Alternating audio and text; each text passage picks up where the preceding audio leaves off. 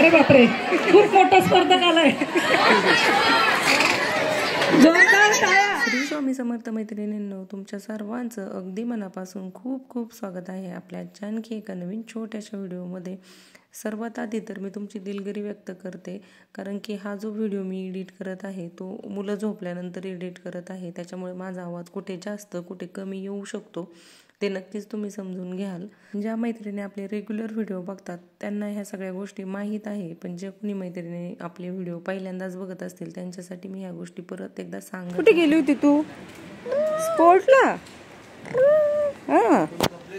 तर बघा, सकाळी 10 वाजता आम्ही खाली गेलो होतो कॉम्पिटिशनसाठी, पण कॉम्पिटिशनला अजून थोडासा वेळ होता काही कारणास्तव, त्याच्यामुळे परत वरती आलेलो आणि आता आवरून परत खाली चाललेलो आहोत. काय? हा, मोबाईल घ्यायचा ना, घ्यायचो ना मोबाईल बाबूच्या. चल. अगो बाई, चप्पल पडली काय परत?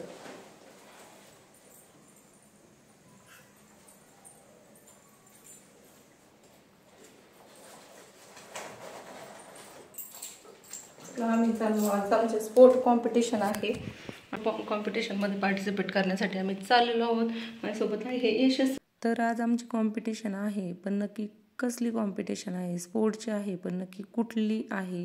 ह्या सगळ्या गोष्टी मी पुढे व्हिडिओमध्ये तुम्हाला डिटेलमध्ये सांगणार आहे. आणि कुठल्या लोकेशनला आहे ह्या सगळ्या गोष्टी पुढे तुम्हाला व्हिडिओमध्ये बघायला मिळणार आहेत.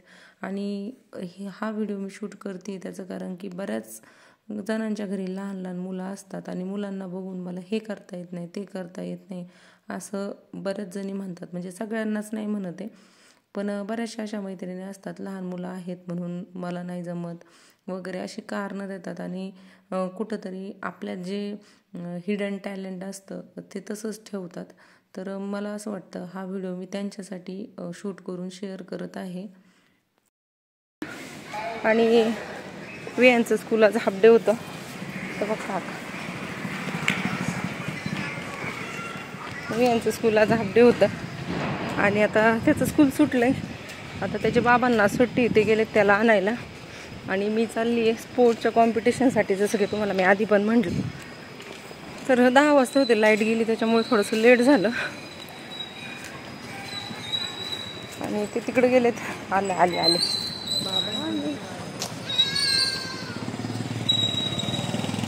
हिला घेऊन जा, मी जाते. यांना घेऊ ना, घरी जाऊन जेवून ये खाली. तू कुठे चालली? बाय यशू, तिला नीट पकडा, मी पकडाल ना. जाऊ. बाय बाय यशस्वी, तिचा डब्बा आणि पाण्याची बॉटल माझ्याकडे. बाय विहान, ये नंतर. बरं झालं भेटले. तर बघा मैत्रिणींनो, आम्ही पोचलेलो आहोत स्टेडियममध्ये. तर स्टेडियम बघून तुमच्या लक्षात आलंच असेल आज आमच्या कुठल्या मॅचेस आहेत आणि कुठली स्पर्धा आहे. तर चला मी सांगते. आज या ठिकाणी आमची आहे बॅडमिंटनची स्पर्धा आणि त्याच्यासाठी आम्ही या ठिकाणी प्रॅक्टिस करत आहोत, मी आणि माझी मैत्रीण. तर बघा, जरी घरात लहान मुलं असली तरी पण आपण रोजच्या धावपळीतून, रोजच्या कामांतून आपल्यात जे हिडन टॅलेंट आहे त्याच्यासाठी स्वतः प्रोत्साहन देऊन त्या गोष्टी केल्या पाहिजेत, त्या गोष्टींमध्ये सहभाग घेतला पाहिजे असं मला वाटतं. त्याच्यामुळे मी माझी लहान मुलं सांभाळत असताना, घरातली कामं करत असताना, माझ्या आवडीनिवडी जपत असताना, सोबतच मला ज्या गोष्टींमध्ये इंटरेस्ट आहे स्पोर्टमध्ये वगैरे त्याच्यात मी पार्टिसिपेट करत असते. आणि ज्यावेळी आपण एखाद्या स्पर्धेमध्ये सहभाग घेतो त्यावेळेस फक्त जिंकण्याच्या उद्देशाने त्या स्पर्धेमध्ये मी सहभाग घेत नाही. फक्त रोजच्या कामातून, रोजच्या धावपळीतून किंवा रोजचं मुलांचं जे सांभाळणं वगैरे असतं त्यातून काहीतरी वेगळ्या गोष्टी आपल्याला अनुभवायला मिळतात. खेळू मस्तपैकी. आपल्याला नंबर कुणालाही मिळू दे, फक्त लाईक म्हणजे काय एन्जॉय करायचं आणि ज्याला मिळत नाही आपण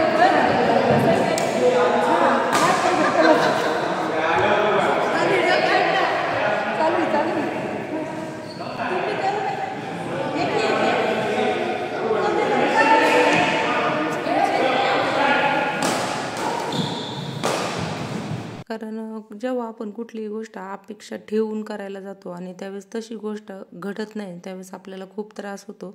त्याच्यामुळे मी कॉलेजला असल्यापासून कधीच कुठली अपेक्षा ठेवत नाही की माझा पहिला नंबर आलाच पाहिजे असं. पण आपण जर प्रयत्न प्रामाणिकपणे करत असू किंवा प्रामाणिकपणे खेळत असू तर नक्कीच आपल्याला यश मिळतं. पण अपेक्षा ठेवल्या आणि जर चुकून आपल्याला यश नाही मिळालं त्यावेळेस मग आपल्याला खूप त्रास होतो. त्याच्यामुळे अपेक्षा न ठेवता फक्त त्या खेळाचा आनंद घेत जर आपण मनसोक्तपणे खेळत राहिलो ना, नक्कीच मग यश आपल्याला मिळतं. आणि हा माझा अनुभव आहे कॉलेजपासूनचा. कारण मी ज्यावेळेस कॉलेजला होते त्यावेळेस देखील मी कधीच असा विचार करायचे नाही की मला 6 डिपार्टमेंटमधून पहिलं यायचंच आहे किंवा ह्या डिपार्टमेंटमधून पहिलं यायचं आहे.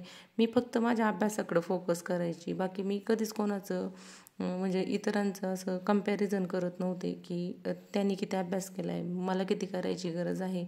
मी फक्त प्रामाणिकपणे माझा अभ्यास करायची. आणि तो देखील एक्झाम सुरू व्हायच्या आधी 15 दिवस माझा पूर्ण सिलेबसचा अभ्यास झालेला असायचा. आणि मग बऱ्याच वेळा काय व्हायचं, मला वाट बघायला लागायची एक्झाम कधी येईल, कारण की माझा अभ्यास झालेला असायचा. त्याच्यामुळे मला एक्झामचं अजिबात टेन्शन यायचं नाही.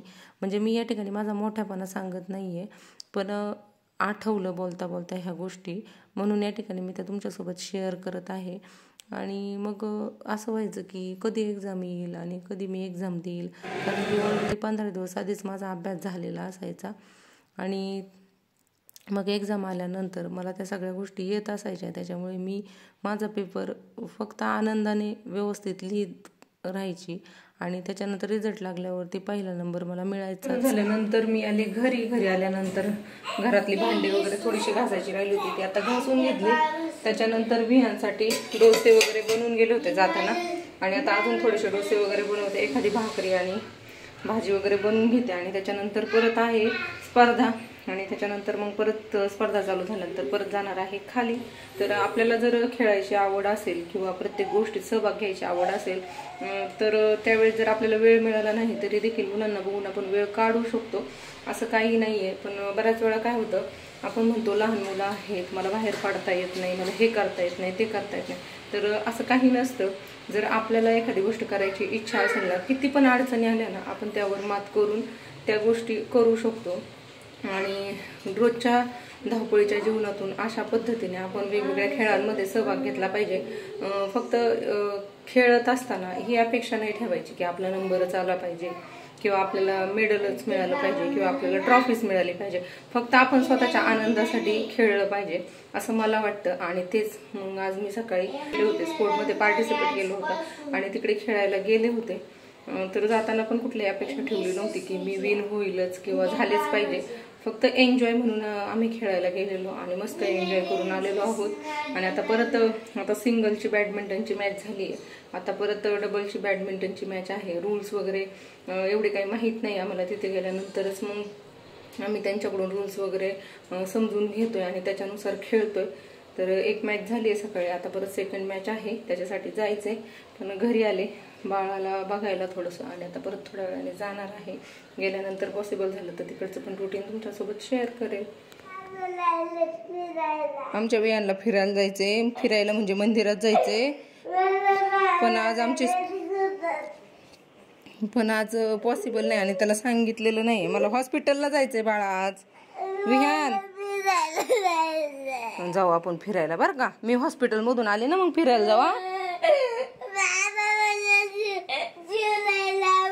किती खेळणी गॅलरीत.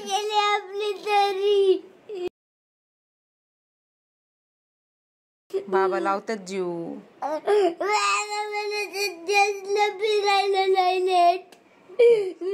जाऊ, पण आता मला हॉस्पिटलला जायचंय की नाही. आता माझ्या दादाला सांगितलंय मला हॉस्पिटलला जायचंय, मी हॉस्पिटलला जाऊन आले, आता मला परत हॉस्पिटलला जायचंय. है ना दादू, मला हॉस्पिटलला जायचंय की नाही. मग मी हॉस्पिटलला जाऊन आले, आपण जाऊ. माझी दीदी पण आली, चला आता जाताना विहानला घेऊन चालली. आता डबलची मॅच आमची. आणि माझ्या पिल्लू येते माझ्यासोबत, हे आणि माझं बारकं पिल्लू घरी आहे. बॅडमिंटन खेळणार. ओके, तू जिकडे चालली तिकडं आम्ही.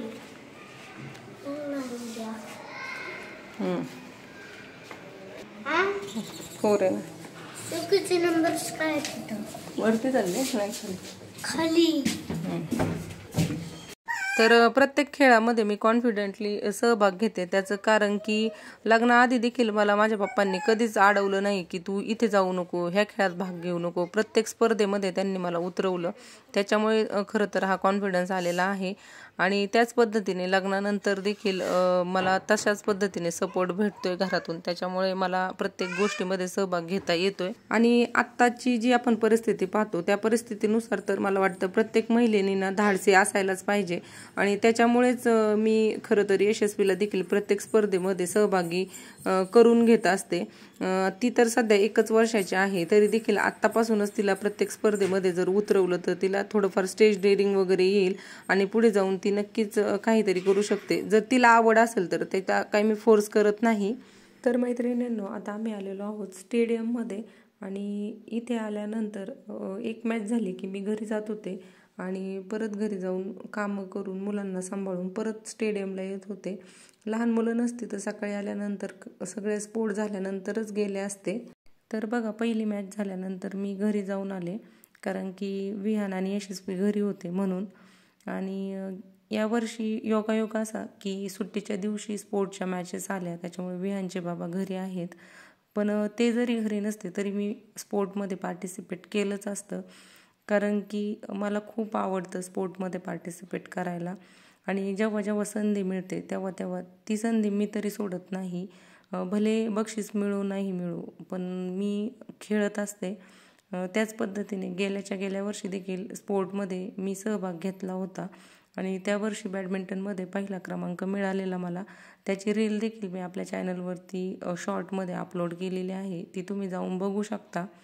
तर त्यावेळेस देखील असं ठरवलं नव्हतं की काय पहिलं येऊच वगैरे, पण त्यावेळेस असं झालेलं असं की पार्टिसिपंट जे होते ते कमी होते आणि त्यावेळेस आम्ही म्हणजे मी पहिली आलेली. पण यावेळेस तसं नाही आहे, पार्टिसिपंट भरपूर आहेत. आणि यावेळेस म्हणजे मी काय असं ठरवलेलं नाही की मला जिंकायचंच आहे. मी फक्त मला आनंद मिळावा म्हणून आणि मला आवडतं म्हणून खेळत आहे, जसं की मी आधी पण व्हिडिओमध्ये तुमच्यासोबत शेअर केलं त्या पद्धतीने. आणि ह्या सगळ्या गोष्टींची आवड मला कशी लागली, कारण की मी ज्यावेळेस कॉलेजमध्ये होते त्यावेळेस मी NSSमध्ये होते. आणि NSSमध्ये ज्या असतील त्यांना NSSमध्ये कसं असतं काय असतं ह्या सगळ्या गोष्टी माहीतच असतील. पण मी ज्यावेळेस NSSमध्ये होते त्यावेळेस ह्या सगळ्या गोष्टी आम्ही तिथे खेळायचो किंवा वेगवेगळ्या नाटकांमध्ये वगैरे भाग घ्यायचो. म्हणजे तिथं प्रत्येक गोष्ट आपल्याला शिकता येते आणि एक स्वतःमध्ये कॉन्फिडन्स तयार होतो. त्याच्यामुळे NSSमध्ये ज्यावेळेस मी होते त्यावेळेसच मला ह्या सगळ्या गोष्टींची आवड निर्माण झाली आणि एक आत्मविश्वास देखील स्वतःमध्ये तयार झाला. आणि तेव्हापासून जो कॉन्फिडन्स आला आहे एखादी गोष्ट करायला घेतली की ती मी करू शकते, तोच कॉन्फिडन्स मी अजूनही माझ्यामध्ये टिकवून ठेवलेला आहे. आणि कधी मी असा विचार करत नाही एखादी गोष्ट करताना की नाही मला हे जमणार नाही. म्हणजे असं नाही म्हणत की नंबर आलाच पाहिजे ह्या हेतून नाही म्हणत मी.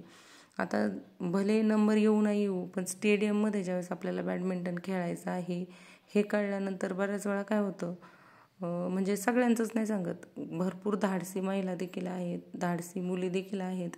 पण त्यातल्या काही जणी अशा असतात ज्यावेळेस आपल्याला स्टेडियममध्ये वगैरे खेळायचं आहे त्यावेळेस थोडीशी भीती वाटते, आता तिथं कसं असेल, रूल्स कशा असतील, मी कशी खेळू वगैरे, ह्या सगळ्या गोष्टी मनात येतात. आणि ह्या सगळ्या गोष्टी मनात आल्यामुळं तिथंच त्या घाबरतात आणि माघार घेतात.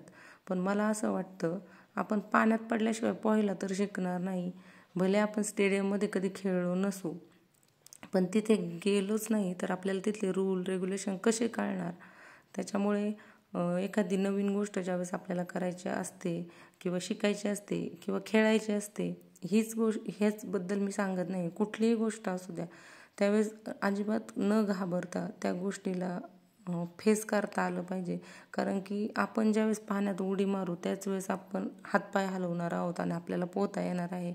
पण आपण जर पाण्याच्या म्हणजे नदीच्या किंवा एखाद्या तळ्याच्या नुसतं काठावरतीच बसलो आणि मग फक्त इमॅजिनच करत बसलो याच्यात उडी मारल्यानंतर कशा हातपाय हलवल्यानंतर मी तरंगू शकेल, तर अशाने आपल्याला पोहता येणारच नाही आहे.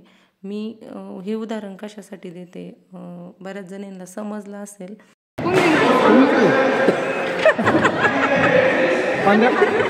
तर एक मॅच खेळून परत आले घरी विहानला सोडवायला.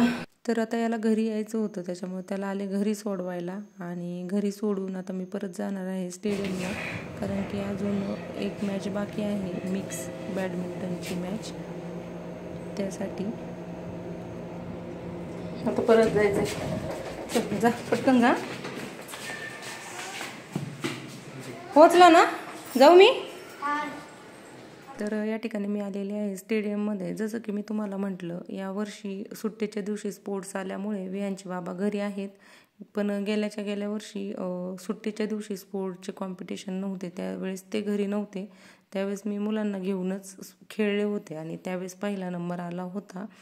आणि यावेळेस ते घरी आहेत म्हणून मी बाळाला त्यांच्याकडे ठेवलेलं आहे. आणि गेल्या वर्षी देखील स्पोर्ट्स होते, पण गेल्या वर्षी नुकतीच यशस्वी जन्मलेली, त्याच्यामुळे मला स्पोर्ट्समध्ये सहभागी होता आलं नाही.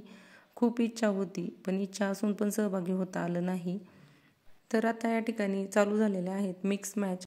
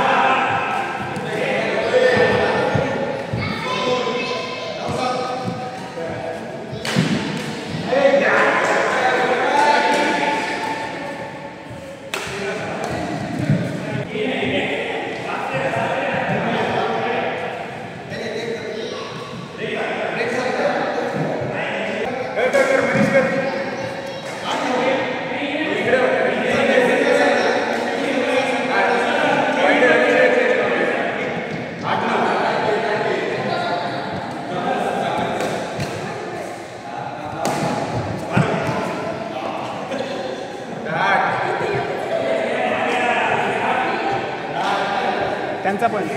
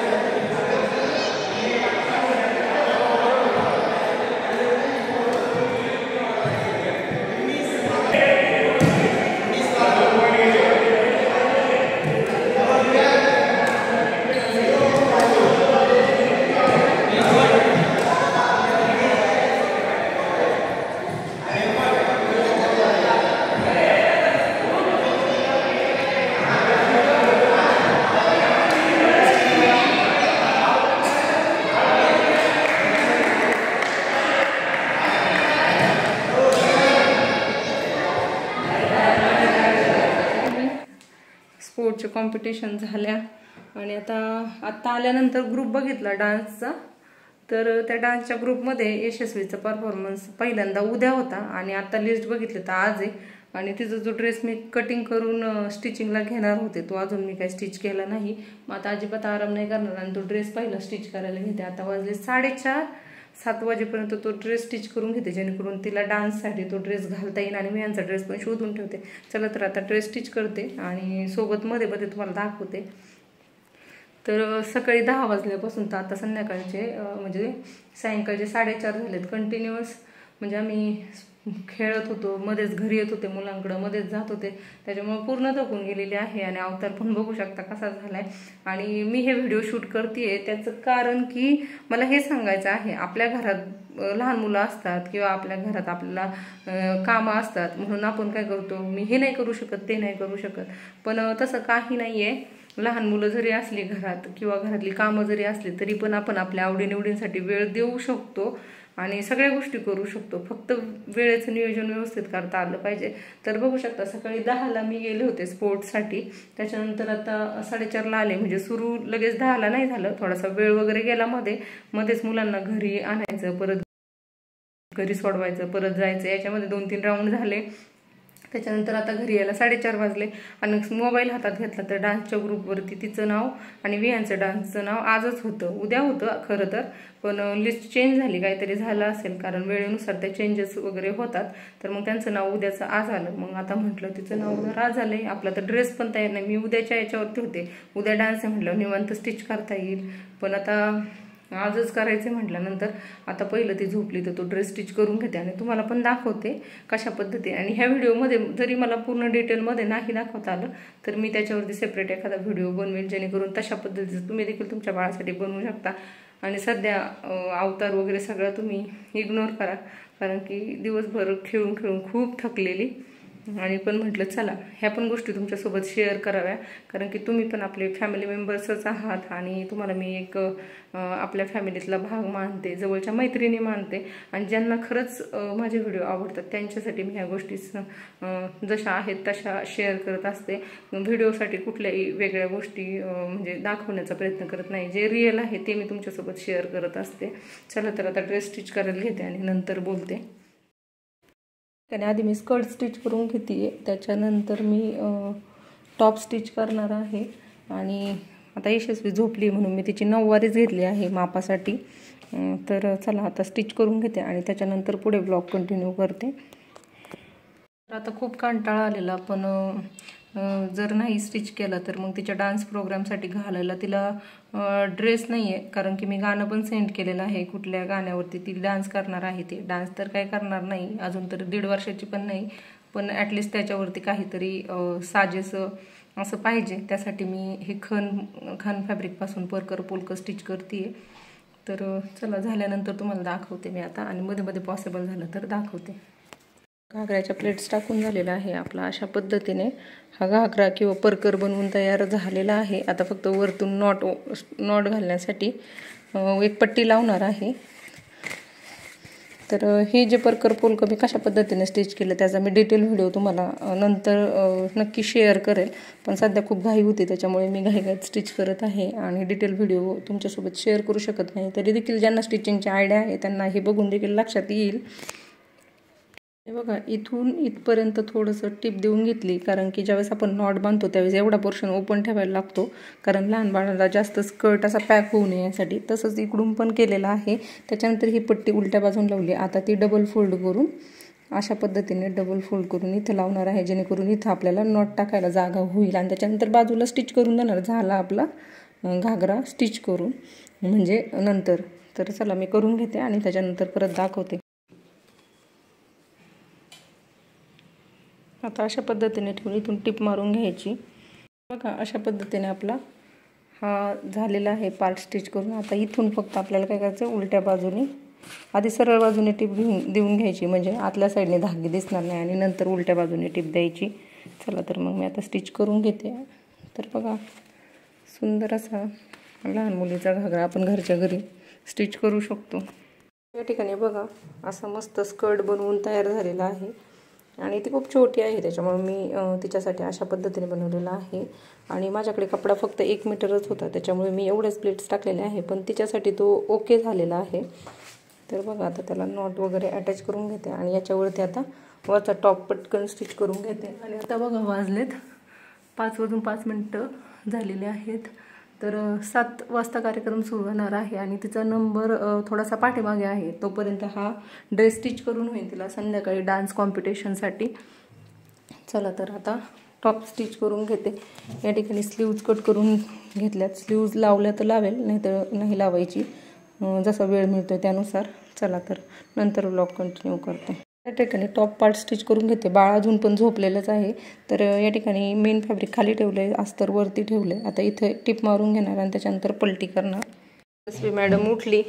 यशस्वी, चल चल झोप, चल. आणि आता परत राहिलेलं स्टिच करून घेते.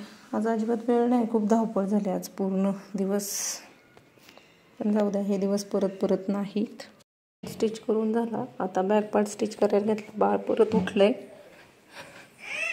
आले परत आले. बॅक पार्टला मी अशा पद्धतीने टिप मारली इथून इथपर्यंत, त्याच्यानंतर इथून इथपर्यंत मारली, परत इथून इथपर्यंत, मध्ये थोडीशी गॅप ठेवली जेणेकरून पाठीमागच्या साईडला हुक लावता येईल आणि बाळाच्या डोक्यातून घागऱ्याचा टॉप व्यवस्थित जाईल.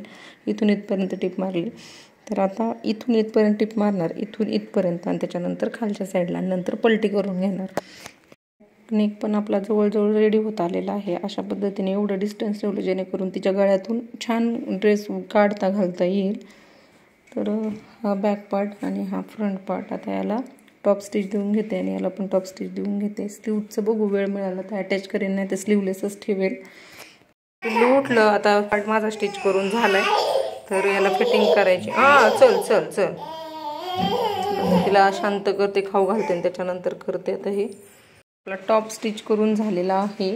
ही आहे फ्रंट, अजून म्हणजे टिपा मारायच्यात पण दाखवते जस्ट. हा आहे बॅक, थोडासा मोठा स्टिच केलाय. ती 1.5 वर्षाची, पण तिच्यापेक्षा मोठा स्टिच केलाय कारण की आजच्या कार्यक्रमात ती एकदाच घालेला आणि त्याच्यानंतर पुढं पण तिला घालता यावं यासाठी. कारण लहान मुलं पटकन थोडीशी मोठी होतात, परत कपडे येत नाही. आणि आता एवढा मेहनतीने स्टिच केलाय, मग 1-2 वेळा तरी तिने घातला गेला पाहिजे त्यासाठी. तर बघा आता स्लीव्ज मी स्टिच करते. वाटलं तर लावेल, नाही वाटलं तर नाही लावायची. कारण की मी स्टिच करतानाच अशा पद्धतीने स्टिच केलेला आहे की तो स्लीवलेस आता असा जरी ठेवला तरी तो रेडी होणार आहे. पण बघू, जर पाहिजे त्या वेळेमध्ये जर झाल्या स्लीव स्टिच करून तर स्लीव्ज अटॅच करेल. फुगीरबाई छान दिसते, त्याच्यामुळे इथे मी आता ना इकडच्या साईडला आणि तिकडच्या साईडला प्लेट्स टाकून घेणार आहे. आपण जेवढं जास्त दंडगेरापेक्षा अंतर घेतलं होतं तेवढं. हा ड्रेस स्टिच करून झालेला आहे. मी तिला क्ले नको देऊ बाळा. तर मी अशी फुगाबाई स्टिच केलेली आहे. इकडून पण अशी फुगाबाई स्टिच केलेली आहे आणि टॉप अशा पद्धतीने झालेला आहे. आणि बॅक साईड बघू शकता, बॅक साईड देखील अशा पद्धतीने झालेला आहे. आणि स्कर्ट तर मी तुम्हाला आधी दाखवलाच होता. स्कर्ट देखील बघा अशा पद्धतीने झालेला आहे. फक्त 1 मीटर कपड्यामध्ये मी 1 वर्षाच्या मुलीचा हा स्कर्ट स्टिच केलेला आहे आणि तिला खूप छान बसलाय. आज आहे डान्सचे प्रोग्राम, विहानचा आणि यशस्वीचं, दोघांचा ग्रुप डान्समध्ये मी नाव दिलेलं आहे. त्याच्यासाठी मग मी तिला हा स्कर्ट आणि तो टॉप स्टिच केलेला आहे. तिकडं विहान खेळतोय आणि बघू शकता. आता हा सगळा एवढा पसारा आवरायचा आहे मशीनवरचा खालचा. आणि आता 8ला 10 कमी आणि आता पटकन आवरून खाली पण जायचंय. आता एवढा सगळा पसारा आवरते, आता पटकन आवरतो. आता कार्यक्रमाला झाली आहे सुरुवात. आता हा ड्रेस चेंज करून साडी घालायची खाली. आरतीला जाताना विहानला ड्रेस घालायचा आणि त्याच्यानंतर जायचंय खाली. चला आता मी बोलते नंतर. खूप थकले आज दिवसभर. पाठीमागं तर एवढा पसारा झाला, एवढा सगळा पसारा आवरायचा आणि त्याच्यानंतर जायचंय खाली. विहानचं आणि यशस्वीचं मी रात्री उशिरा नाव दिलं डान्स कॉम्पिटिशनसाठी. आणि आज माझे कॉम्पिटिशन होते त्याच्यामुळे दिवसभर त्यांची प्रॅक्टिस घेता आली नाही. आणि त्यांची कॉम्पिटिशन संडेला आहे असं कळलं होतं, त्याच्यामुळे म्हटलं रात्री वगैरे थोडंफार स्टेप्स त्यांना शिकवता येतील. पण अचानक ग्रुप बघितला तर आजच त्यांच्या डान्स कॉम्पिटिशन होत्या, त्याच्यामुळं त्यांच्या कुठल्याही स्टेप्स मला बसवता आल्या नाही. पण म्हटलं जाऊ द्या, चला गाणं लावल्यानंतर थोड्याफार तरी काहीतरी स्टेप्स ते करतील केल्या तर. आणि जरी नाही केल्या, नुसते जाऊन जरी उभे राहिले तरी देखील मला काहीच वाटणार नाही. कारण की एवढ्या लहान वयामध्ये स्टेजवरती फक्त 5 मिनटं जरी जाऊन उभे राहिले तरी तेवढं डेअरिंग आलं तरी खूप आहे माझ्यासाठी. आणि मुलं स्टेजवरती गेल्यानंतर त्यांनी काही नाही केलं आणि मग लोक काय म्हणतील याचा विचार मी करत नाही. कारण की मी माझ्या आनंदाच्या, समाधानाच्या व्याख्या आधीच बनवलेल्या आहेत. त्याच्यामुळे मी माझा आनंद दुसऱ्यांवरती अवलंबून ठेवत नाही. त्याच्यामुळे मला कधीच कुठल्या गोष्टीचा त्रास होत नाही.